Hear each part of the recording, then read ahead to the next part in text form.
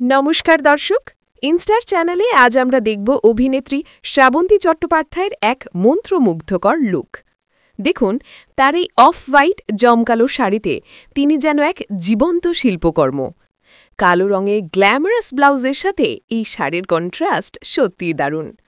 তার চিরাচরিক ঐতিহ্যবাহী সোনার গয়না এবং নজরকাড়া মেকআপ সব মিলিয়ে এই লোকটি যেন পুরোপুরি ক্লাসিক্যাল গ্ল্যামারের প্রতীক।